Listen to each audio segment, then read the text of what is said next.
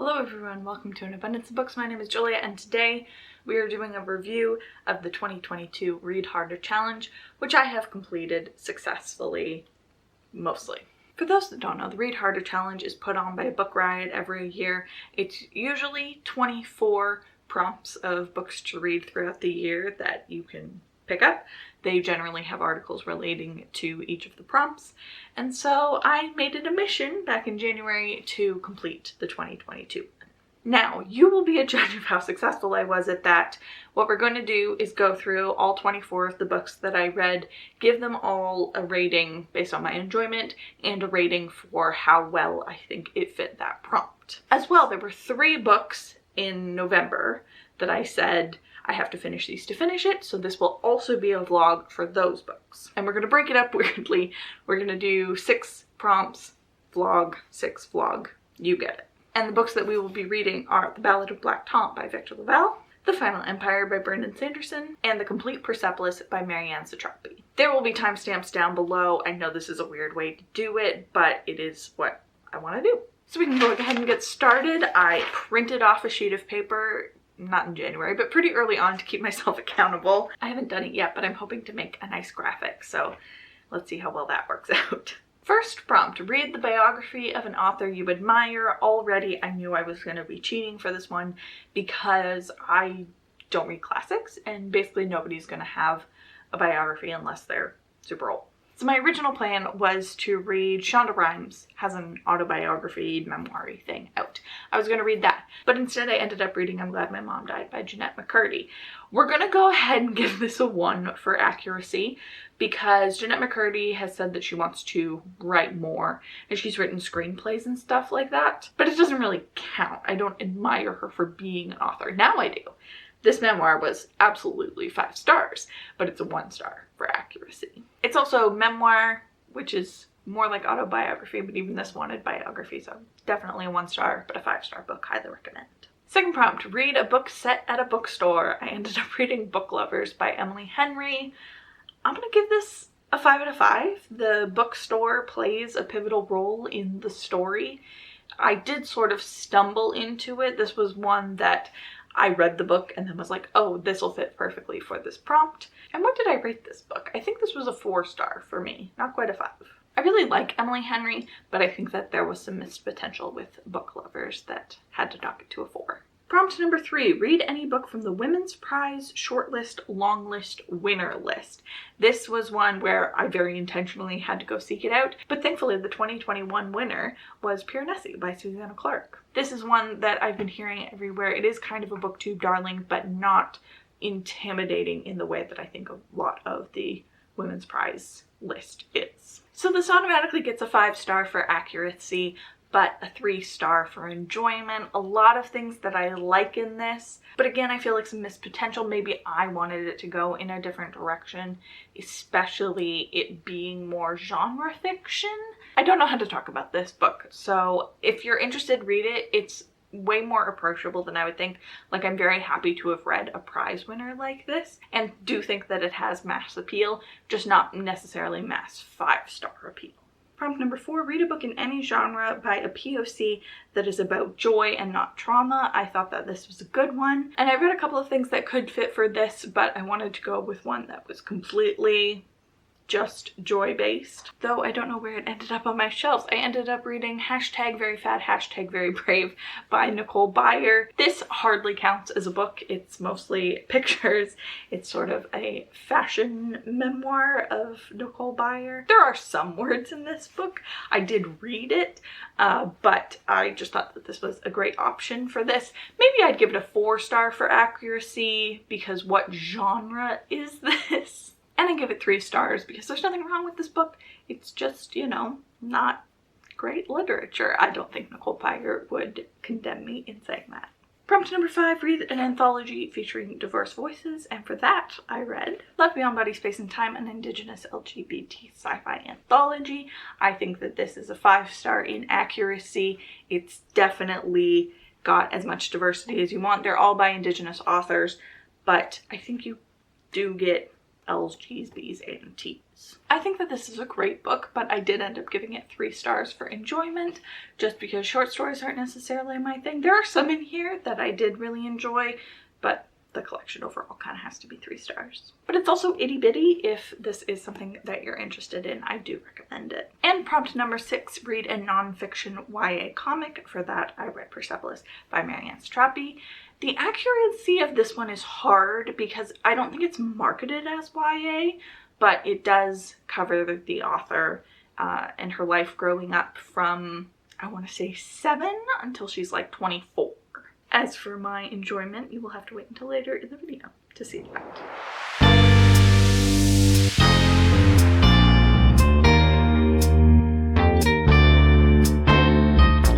Good morning. No book update. I just wanted you to know that on today, November 6th, the Wordle was my main starting word, stale, S-T-A-L-E, but I didn't use it as my starting word. I used a different word, and it ended up taking me 5 to get the Wordle. And I'm very upset, and I'm going to be grumpy all day. Okay, that's it. Bye. Last night, I finished The Ballad of Black Tom by Victor LaValle. I read it in 2 sittings. It's only 150 pages, and I think I maybe would have gotten more out of it if I'd read it all in 1 sitting, but I'm not sure. This was fine. It's very clearly well done, but not for me. Basically, the idea here is Tom Tester? Charles Thomas Tester is his name, right? And he is approached one day by a man asking him to play at a party, and when he goes to meet the man, some spooky stuff starts happening, and it goes from there. It's very well written, and if that intro appeals to you, then like, yeah, I think this could be something that you enjoy, but it was super not my taste. And I'm trying to explain why without giving stuff away. And I think that, so this is a Lovecraftian story, and I think that it might rely, it's one of 2 things. It either relies on you knowing some Lovecraft stuff and being familiar with it, or this is just the Lovecraft style of not explaining anything. And I was thinking about what my magical preferences are, and my big thing with this book is I need them to at least be curious about the magic. I don't need everything explained, but I need someone to ask some intelligent questions, and for the most part they just kind of went along for the ride, and no, not for me, because there's just like terms thrown around that everyone's just like, okay, I don't know what that means, but sure. Like that's what bothers me, and I think it could be just those are Lovecraftian terms. A book should still stand on its own, I think. And this definitely could stand on its own, just super not for me. At least in that department. I think that there were some really interesting choices here. The other thing with it is it switches perspectives halfway through, which I wasn't expecting and didn't like.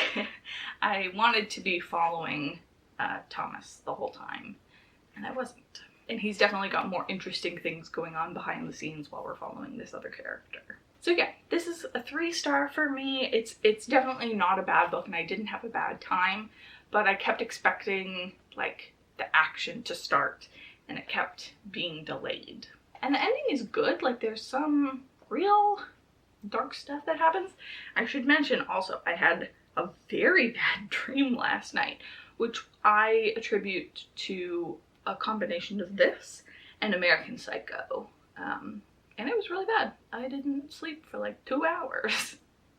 Just sitting there, my heart thumping the whole time. It was, I should also mention this is historical fiction. It's set in the 1920s in New York. So there's lots of interesting stuff around that. I don't think that the historical fiction part detracted for me at all. I'm not usually a historical fiction fan, but this definitely all made sense to me why it was done this way. It's just a matter of personal taste. Anyway, I'll start something new and let you know. And we're back to talk about the next 6 books that I read. Number 7, read a romance where at least one of the protagonists is over 40. This one I definitely screwed up. I was going to read a book by Olivia Dade called 40 Love, which is a tennis romance about a woman over 40 who falls in love with her tennis instructor. And I absolutely should have read that, but I was feeling overwhelmed and trying to slot things in where I could. So instead I read The Summer of Christmas by Juliette Giglio and Keith Giglio, because there was a side romance with the protagonist's parent falling in love with the caterer for the movie, and that was the best part of the book. Definitely getting a 1 for accuracy, and I really hated this book. I gave it a 2, but it's bad. I absolutely do not recommend it to anybody. Number 8, read a classic written by a POC. For this, I ended up reading Kindred by Octavia Butler, which is a 5-star book and 5-star accuracy. I think this is absolutely a classic for a reason, and I loved it. I did a whole review of it talking about all of my thoughts, but it's a classic for a reason, and everyone should read it. Number 9, read the book that's been on your TBR the longest. For this, I got a 5-star accuracy because I just went to Goodreads, sorted, and thankfully the oldest thing was something that I actually wanted to read. I added it all the way back in 2018, and that book is Everything I Never Told You by Celeste Ng. A 5-star book. It's absolutely going to be in my tops of the year. It was the top book for a long time, but it's not anymore. But I love this book. I recommend it so highly. I think it's Celeste Ng's best, and I'm very happy that this challenge made me read it. Number 10, read a political thriller by a marginalized author. For this, I ended up reading All Her Little Secrets by Wanda N. Morris. This is definitely a 5-star for accuracy. It's definitely a political thriller.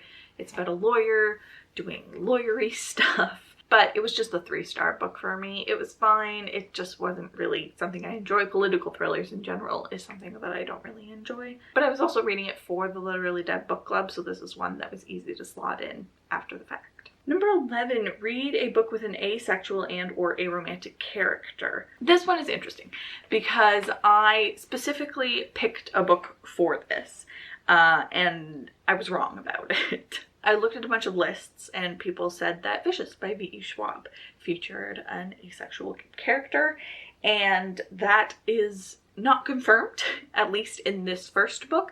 I'm not sure if it's confirmed in the second book or if it's a bit of author magic. So this absolutely gets a 1 for accuracy. Like, the character could be asexual, but you don't really want to read into it, especially not for a challenge like this. I did love the book though. I ended up giving it 4 stars. However, I did later read a book featuring an asexual main character, The Romantic Agenda by, who's that by? By Claire Kahn, and that one very explicitly features an asexual main character. It's a lot of the discussion of the book.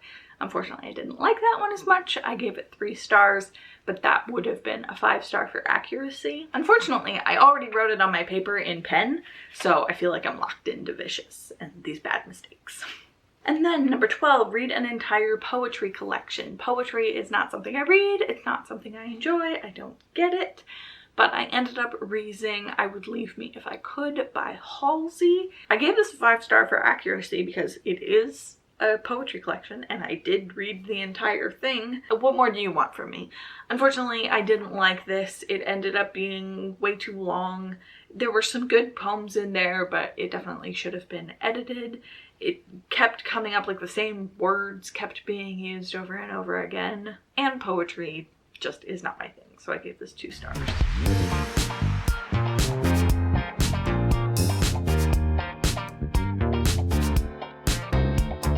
Well, hello there. Wow, such angles. Excellent.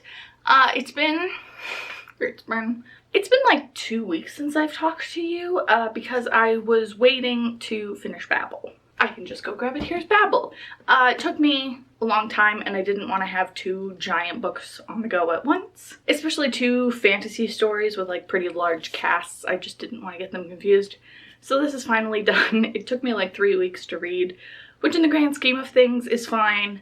In booktube land, absolutely not though. But thankfully that is finished and I can get going with The Final Empire. You will see a bookmark in here. It is on page 12. Basically, I have gotten obsessed with Dreamlight Valley as I'm sure most millennials have. And so I started the audiobook while I was playing the game, but this is just not the kind of story you can do that for, especially right at the beginning. So what I'm going to do now is go back, reread those first 12 pages, and hopefully make more progress. I've also actually got two versions of the audio. I have like the straight audiobook, and then I have, I don't know what it's called, but a movie in your mind is how they pitch it.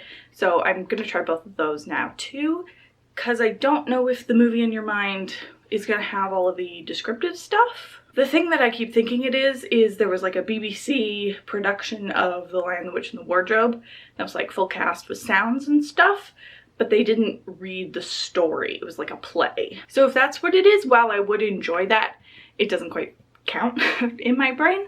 So we'll see. And I'll check in with you hopefully sooner than 2 weeks from now. Hello, I'm wearing a hood to be on theme and not because my hair is dirty. I have made it to chapter 21 in The Final Empire, which is just over halfway through, and it's good. I don't know if this is the right word, but it's simpler than I thought it would be. Like, it's very much what I expected. Like, I don't want to say cookie cutter, but like, you can kind of figure out the steps to this. There's a crew, they're doing some thieving, everyone has their various roles. It's in a very typical fantasy setting, sort of a medieval vibe, and like lots of noble houses, balls, all that kind of standard stuff you would expect in this. It is just an excellent version of it. If I was going to pitch this, I would say that it's a slow burn heist novel with some really good characters and a real emphasis on world building. The magic system in here is allomancy, I guess, is what we call the like overarching thing.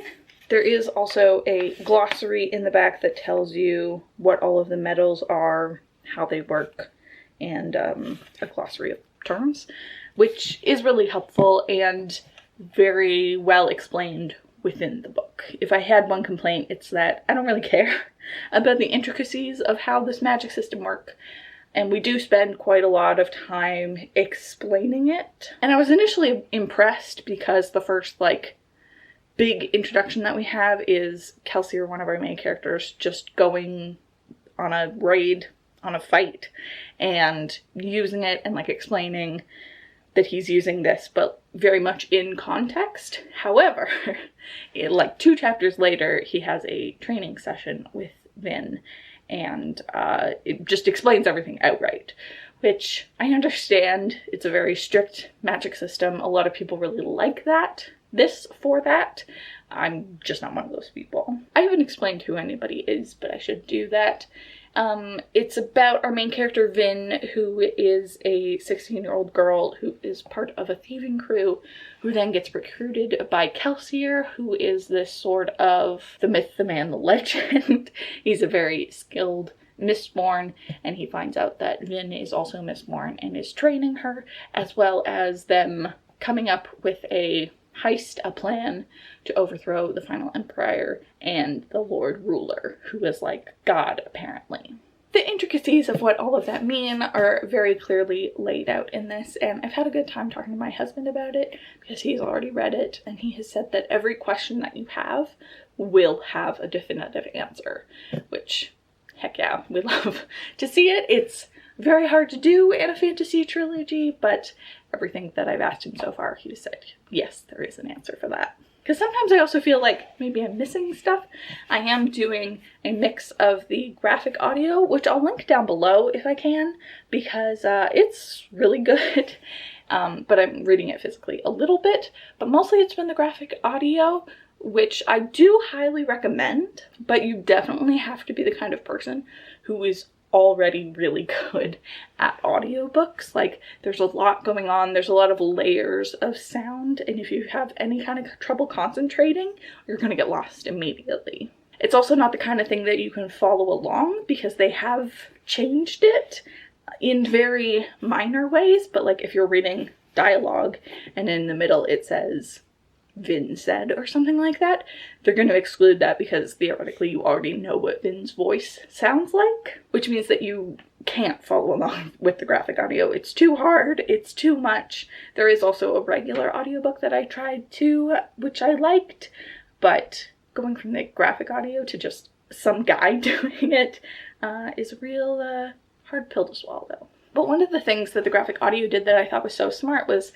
there's a scene where Vin's running in the forest or something. It doesn't matter.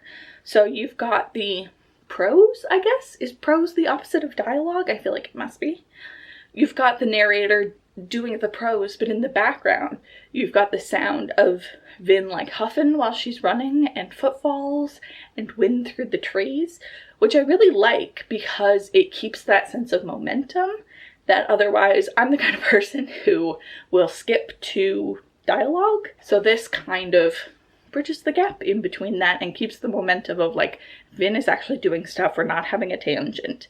It feels like you're much more in her head, which I enjoy. I also do really like that it is two POVs. It's third person, but we get Vin's POV and Kelsier's and no one else's, because there are a lot of characters in here.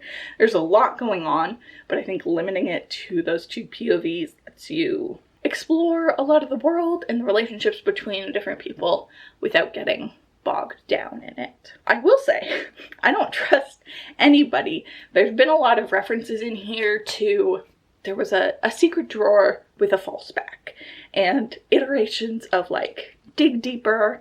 I'm thinking this is going to be, there's going to be a reveal, and then there's going to be a secondary secret reveal. And I don't trust anybody. We met a cute boy who likes to read, and no way in hell do I trust this guy.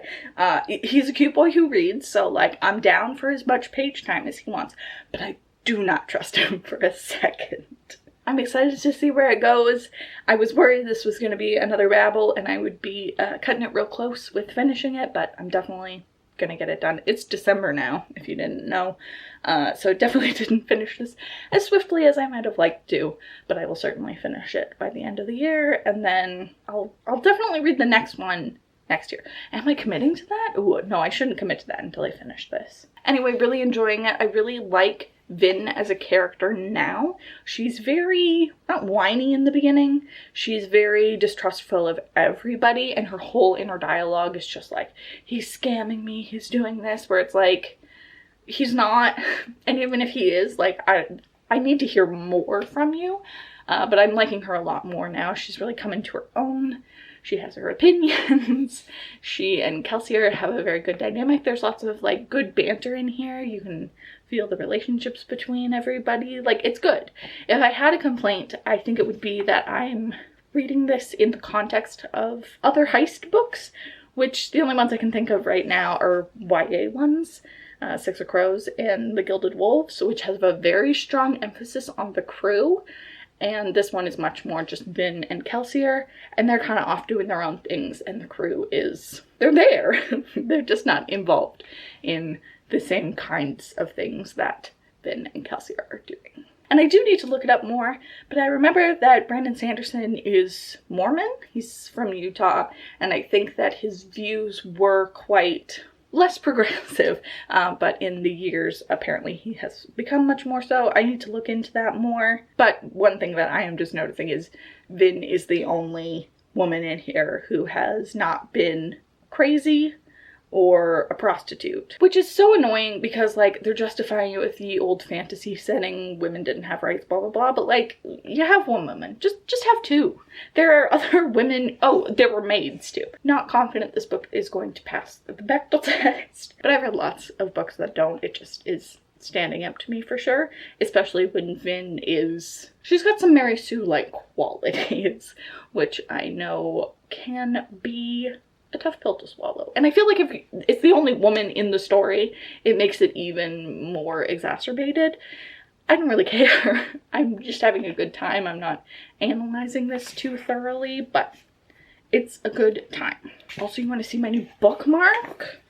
Got fancy bookmarks. You fell asleep here. I think it's precious. And, oh, I've lost my face. Yeah, that's about right. The struggle to find the worst angle possible continues. I've made some more progress in here. I was just on the audiobook, so give me a second to figure out where I am. Wow, I read a lot. Some interesting developments have happened in my brain. I just finished up chapter 29, which puts me that far closer to the end than to the beginning. Wow, good job me. And that scene was really interesting because it was from Ellen's perspective, and we haven't gotten anybody's perspective other than Vin and Kelsier so far. And it all seemed to be quite innocuous, but I feel like I should reread it because I just still don't trust this boy. I feel like Vin has become more trusting, and in response I have become the less trusting one. I think maybe I'm reading into it too much from a death of the author perspective, where I'm trying to figure out what the motivations are in here. Because this seems very politically motivated, maybe not the one-to-one that I'm thinking of it as being, but it seems so obvious in my brain that like maybe other people get a different perspective. But there's a lot of discussion in here about how the Ska, who are the underclass, there's noblemen and then everyone else is Ska, and how the noblemen don't know if they're like regular people, are they intelligent, stuff like that. It feels a very obvious parallel to Black people, and I don't know if that is intentional or if like in ye old fantasy time slavery is just sort of a thing that you put in it and then discussions naturally come out of that. But regardless of whether that's death of the author or not, I'm really enjoying it, and I think that it's got some really interesting things to say. I didn't think this would be where the book would go. Like, political machinations are not necessarily what this book is. There are certainly house wars, trying to figure out who likes which house, but I guess it is more political in a like thinking about human rights and stuff, which is very interesting. Like, that's something I've definitely discovered, that I like my book to have commentary, but I don't want that to be the book. Like, this is still very much about other stuff, but of course the Ska rebellion takes up a large part. But it was also interesting politically because we basically had a not all men moment, and this is a 2006 novel. I don't know how prevalent the not all men line was there. I certainly didn't know about it in 2006, but it just worked so well in here. And like, I always assumed that Brandon Sanderson was the best for doing fantasy stuff really well, but he's doing a lot of real world stuff excellently. So we've got a lot going on. There's a lot of plot happening. I do think that having the audiobook is the best thing for me. It is really helping me because we had another explanation of how allomancy works, which is interesting, but again, I feel like I know everything that I need to know, so having them explain it to me quickly is very beneficial. If we're going by my copy, I still have about 200 pages left, so there could still be a lot that happens. Like, it feels like we're ramping up, but I don't know where we are. That is one complaint about this book, is they said the original plan would take a year, and then there's just stuff like a couple months pass, and it's like, where are we in this timeline? Are we at like 11 months, 9 months, 6 months? I have no idea. And of course, like, plans change and stuff, but that is one thing that I'm finding a little hard. And maybe I wouldn't, except that the book introduced it and they were like, it's gonna take a year. And I'm like, okay, so has it been a year? Are we doing it? We also got some more of Marsh, who I think is super interesting. He's very much been in the background, but I want to know everything. I feel like he could have his own spin-off of all of his side adventures, because like, what is happening? Also, you can see a reflection. What are you seeing? Oh, that's my closet. Pay no attention to the man behind the curtain. We've also learned some more stuff about the Lord Ruler, which I'm getting excited about because there's a lot of mentions that I've already picked up on here. Key phrases. The next two books in the series are The Well of Ascension and The Hero of Ages, and both of those have been used in this book already, so I'm trying to connect the dots and figure out where we're going to go from here. But the Lord Ruler is super interesting, and I'm super excited that it seems like we're going to be getting more and more of them. It's doing a really good job of answering questions and then immediately posing more questions. So you feel like you're getting answers, but there's always more intrigue around the corner. And it's also interesting how slow this book is. Not slow, but like calm. Let me say it in a non-spoilery way. We're spending a lot of time interacting with nobility, just like going to parties and stuff and chatting, and I didn't think it would be quite so much that. I thought it would be a lot more punchy, but I like it. I think it's striking a really good balance. I get it. And I feel like it can only go up from here. Sanderson is famous for his endings, so my expectations are high. Today is the day that we finish Mistborn. It's all very exciting. I've got approximately 100 pages left, which is about 3 hours of the audiobook. And I'm worried that whatever this ending is has been hyped up too much, but I also don't think it can be. I have a lot of faith in this book, and it's interesting at this point, I haven't been thinking about my rating this whole time. I've been thinking about the story, which has been very interesting for me. I'm not the target audience for this, so there are things that are missing, like I'm not as emotionally invested in everyone as maybe I would hope to be. But Vin had a little moment last time that did get me a little bit. Are you gonna see me cry today? Am I gonna have to cry today? There's a possibility. I guess there's always a possibility. I'm a crier. Okay, bye. Just like that, we're done. What a good book. Did you guys know that this book is good? Hot take, I think Mistborn is good. Immediately I want to talk about the graphic audio because I do think that my enjoyment of the story was definitely enhanced by the graphic audio, and I don't know if I necessarily would have had the same experience with this. Not saying that it's not a good story and stuff, but my personal enjoyment for a story like this that maybe isn't in my wheelhouse, not that I couldn't enjoy it, but it's just not in my wheelhouse, the graphic audio enhanced the whole thing. I did 90% of it that way, with the occasional flip through, of course, to figure out how something was spelled or remember the name of that thing or look in the glossary. The ending has a lot of wild stuff happening that was really good and really like visual. I could see everything happening. There's a lot of, like, I'm thinking through everything that has happened in the past 3 hours. That's a lot of stuff. And I will say this actually wraps up really nicely. There's definitely things open, but you could feasibly stop here, which is huge. I'm not going to. I'm going to keep reading because there are things that I want to know. But if you are intimidated by this, it doesn't end on a cliffhanger, let's say that. There are questions open, but there is no cliffhanger presented. The end is actually kind of like a neat little bow, like especially the last sentence. But I do challenge anyone to read this book and not want to pick up the sequel, which I will. Not right now.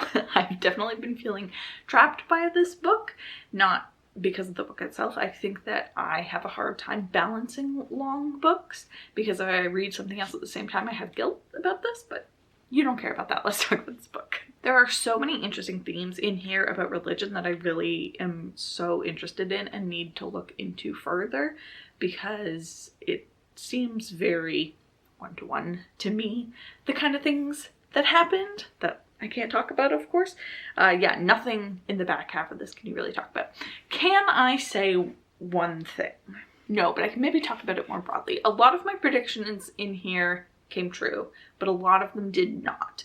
And I want to be the type of person, very fitting to Vin, who can trust. There's a lot of people in here that I don't trust who have been proven trustworthy, but I still am like, nah, there's something off with you. Also, side note, it came across my feed recently that they're making The Holiday 2 with all of the original cast, which is great, but, or is it great? I don't know how I feel about it, but anyway, they were talking about like Jude Law's coming back, and I was like, didn't Jude Law get canceled? And I googled it for probably 15 minutes being like, I am absolutely sure this man has been canceled and I can't find anything. So is it me? Do I hate Jude Law and look at him and be like, oh yeah, that's the kind of guy who would have done something?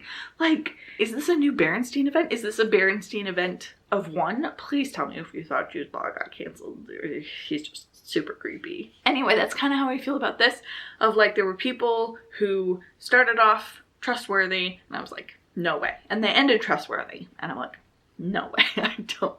And I want to be the kind of person who can enjoy that, because there are moments in here that are just nice, but I took them as like, what are you trying to gain from this?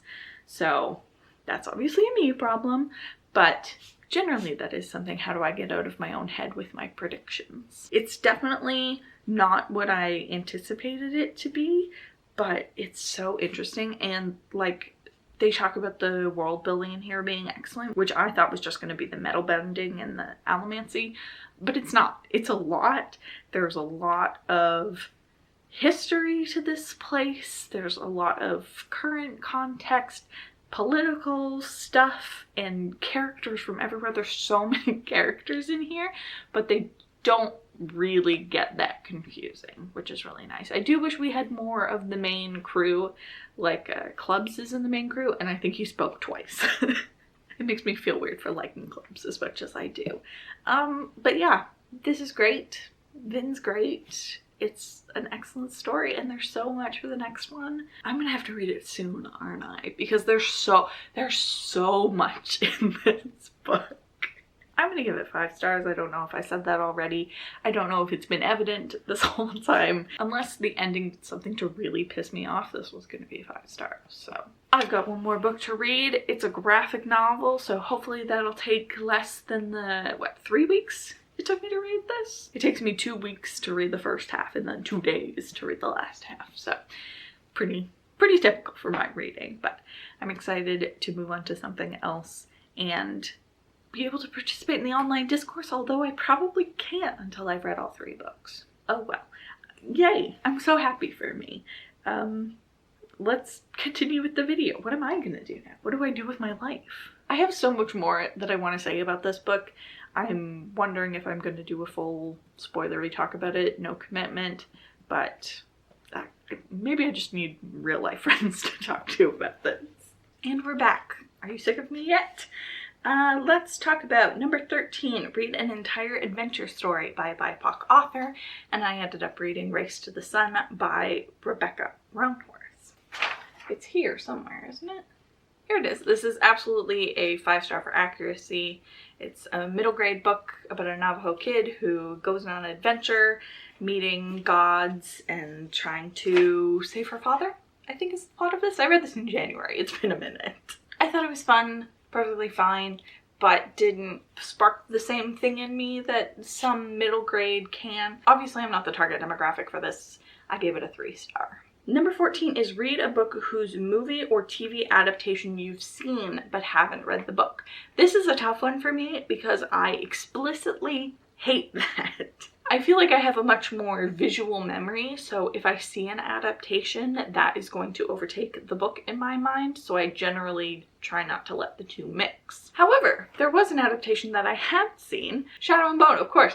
It came out previously this year on Netflix, and I watched it, and that heavily featured The Crows also. Though it was Shadow and Bone, it was kind of a Grishaverse mashup. And I had not yet read Six of Crows.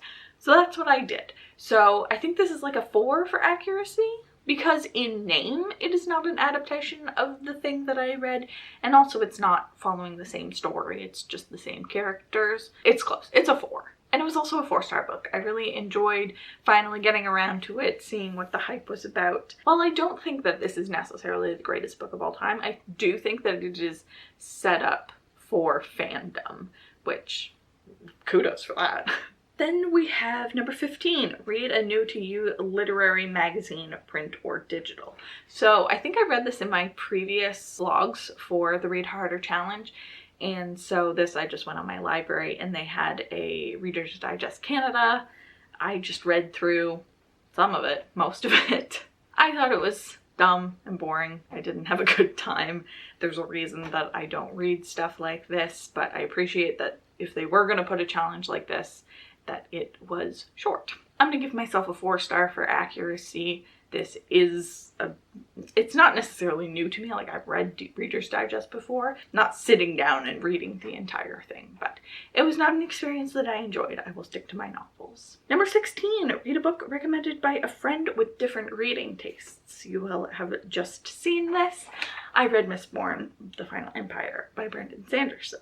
This is getting a 4 for accuracy because it is recommended by people with different reading tastes from me, but it is also recommended by people with the exact same reading taste as me. It's recommended by everyone all the time. But generally fantasy isn't something that I enjoy, but like this is the recommended book. So if I was going to read anything for this, it was going to have to be Mistborn. So even though I'm only giving it a 4 for accuracy, it was the only option. And of course it was a 5-star book. I'm thinking about it a lot, even a couple days after finishing it. People weren't kidding. It's just such an excellently crafted book. As someone who this isn't my main genre, this isn't necessarily a story that I should be interested in, I am. Like it's just a quality book. Everyone was right. I admit it. Then we have number 17, read a memoir written by someone who is trans or non-binary.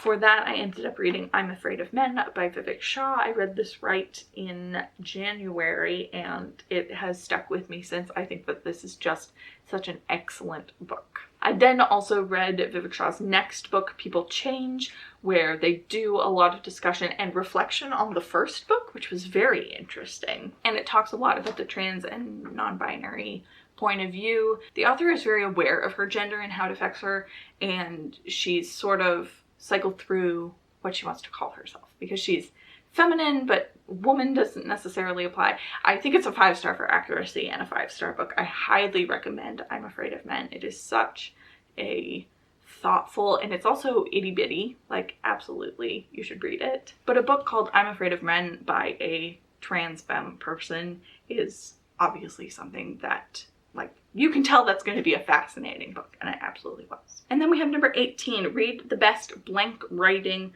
of the year, book for a topic and year of your choice. Now this is an awful prompt. I will stand by Book Riot. You should not have done this. I was in the Goodreads group and everyone was like, what the heck does this mean? Basically, there's a collection of books that are published every year that are like best technical writing, best historical fiction writing, best whatever, and it's like a collection of short stories that are done by this one very specific group, and I was like, absolutely not. I'm not reading that. So automatically I'm getting a 1 for accuracy, and I'm okay with that.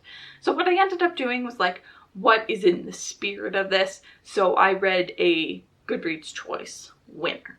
And this is obviously one that I filled in after the fact. I read everything and then was like, what applies to this? And Heartstopper Volume 3 was the winner for graphic novel in the Goodreads Choice Awards. I ended up giving it a 4-star. I liked it, but it was my least favorite of the 3 that I've read so far. But it's Heartstopper, like you can't go wrong. I'm gonna keep reading all of them.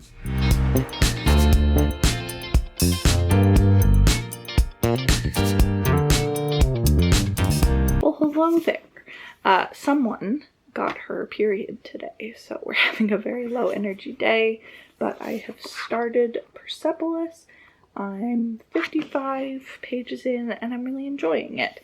Enjoying is maybe the wrong word for this, but it's really well done. It's a memoir of growing up as a girl in revolutionary Iran, and it's told in comics, so it is a graphic novel a la this, but each chapter, let's say, is like 5 pages, so it is very stilted. You're not really getting a personality from any of these characters. It's more about the events that are happening and a lot about the history, and I am really enjoying it, especially because it is told from the child's perspective. Marian Satrapi, the author, she's, I don't know, 7 at this point, let's say, and that's a style that I really enjoy, of a kid not understanding the world around them, trying to processing it in the wrong way, or being around their parents and they say stuff that the kid doesn't understand, but you, the adult, understand. Things like some of her parents' friends came over who had been arrested and tortured, and they note that Marianne says she should not have been in the room for this, but everyone was just kind of in shock. And so then she went and like tried to play torture with her friends, which, like, it's a very small scene in this, but it stuck with me just because I think that's a very childlike thing to do.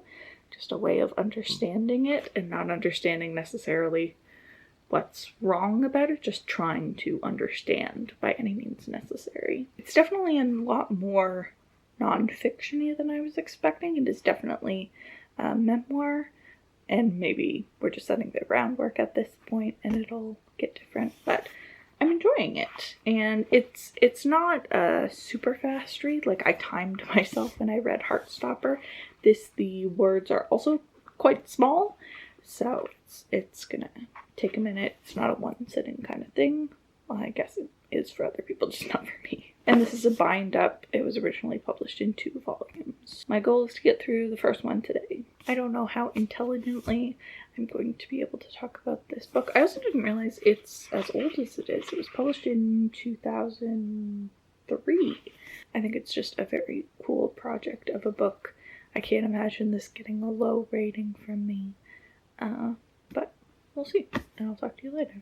You know, I've been trying to find a good angle this whole time, and I think I should have given up sooner. Good morning. Last night I did end up reading the whole first half of this. It's separated into 2 volumes, so that was a perfect amount, and I actually kind of think really benefited from being read in one session. I think earlier I said this couldn't be done in one sitting, but it definitely can if you're the type of person. It is quite heavy though. There's a lot of war happening, a lot of very explicit violence happening, but it's also just such a sweet story of kids everywhere are the same, basically.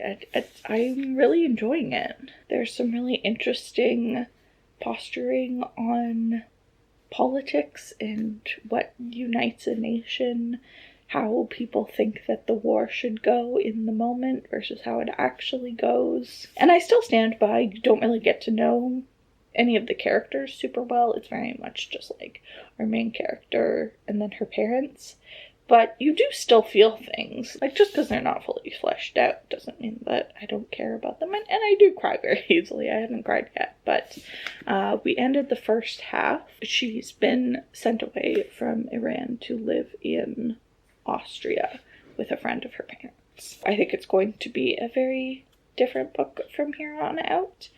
But I'm excited. People aren't so different, especially in a culture like Iran that, in my growing up, was definitely seen as a very backwards place that had to be fixed. It's such an important story to see the real people behind it.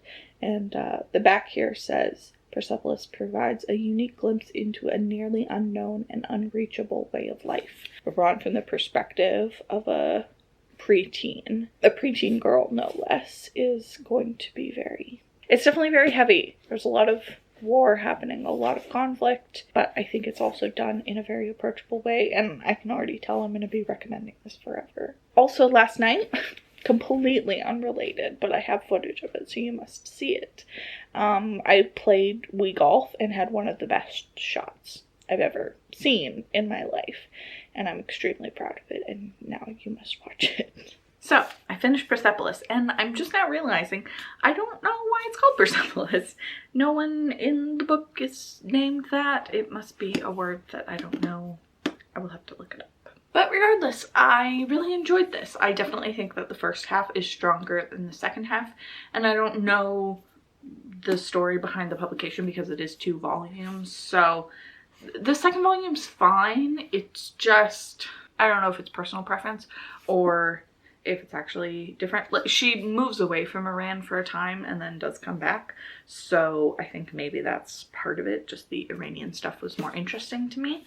So I'm waffling between a 4 and a 5. I think because I don't feel passionately, that means it should probably be a 4, but I will definitely be recommending this to basically everybody. I was just thinking I should get this to my mom after. I think that it's really interesting and really well done, and an excellent way to do a memoir. It definitely feels a bit choppy, but I think most memoirs feel that way. Like, I'm thinking of Jeanette McCurdy's. Those were also very short chapters about an event without much through line or like reflection on stuff.